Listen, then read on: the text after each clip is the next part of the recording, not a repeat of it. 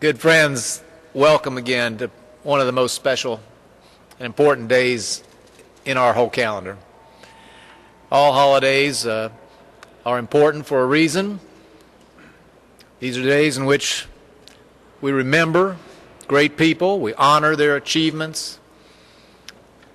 It has been said that an age reveals its values in its choice of heroes.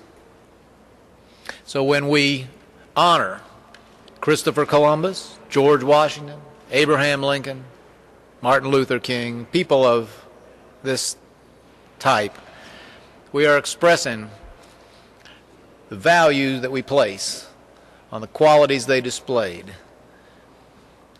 Holidays are also days for coming together. And I don't know that we've seen a year, at least in the lifetime of most people present, when it was more valuable, more important that we come together as citizens of this state and beyond. Especially this year, I wish we had Dr. King with us. We need his advice.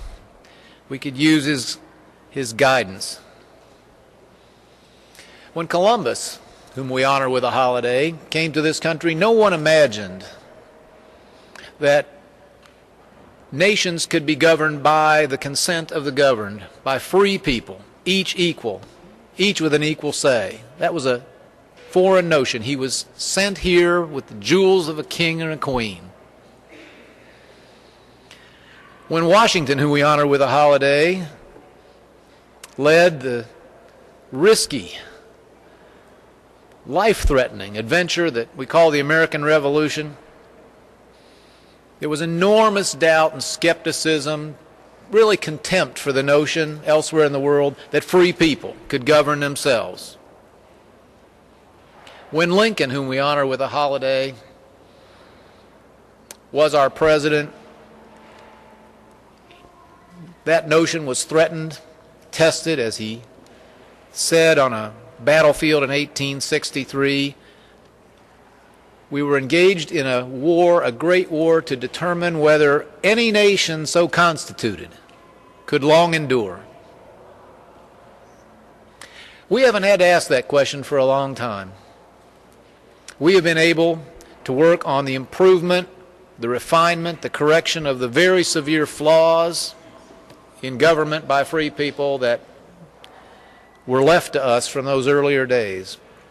And no one made a greater contribution to that improvement, calling on America's conscience to perfect the experiment in freedom that we've called America.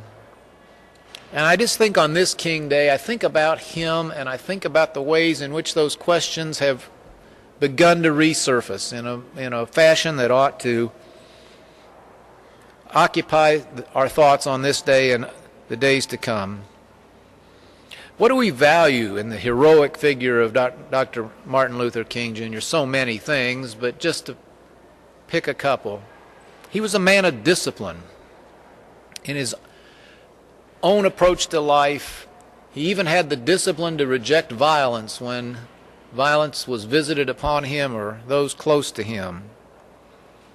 And now we will have to decide as a country if we have the discipline as free people to live within our means and to find a way not to undo the experiment of freedom by abusing it.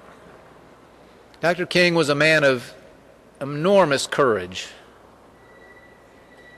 And now we face foes who hate the freedoms which he worked so hard to perfect, hate the very faith in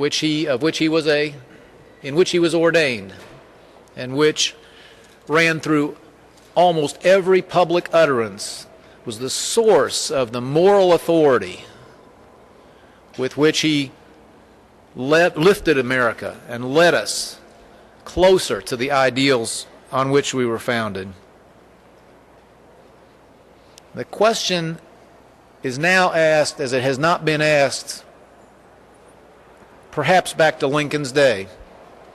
Is America special? Are we extraordinary as some say exceptional. It will be to us, left to us. It is our assignment. It is the assignment of the younger people here more particularly to answer that question. The skeptics have always been there.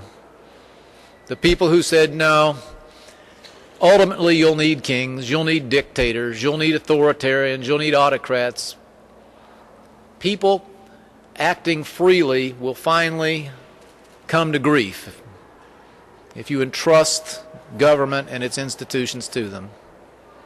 We must never accept that or believe it. I know if Dr. King was here today, he would reject it entirely. He would help us summon the discipline and the courage to do what is right and to move forward with that unique American experiment in which he believed and to which he sacrificed his own life. I think he would tell us, in the spirit of the holiday, we must come together. We must come together. If necessary, we must set aside, if not leave behind, old divisions and differences of opinion and come together around the big, the central, the even life-threatening questions of facing our democracy. I wish we had him here to help us do that, but we have his spirit. And we have his teachings. And we have the words that he left us. And I suspect if we all treasure them, if we repeat them, if we teach them to our young people, it'll suffice. I think that were he here, Dr. King might recite to us, as the Apostle Paul did to the Philippians, words like these: make my joy complete by being of the same mind, maintaining the same love, united in spirit, intent on one purpose. Let us all make certain that since we don't have him here in person, he is with us in spirit and in each heart in this rotunda, not just today, but until we meet on this day again next year. Thank you very much.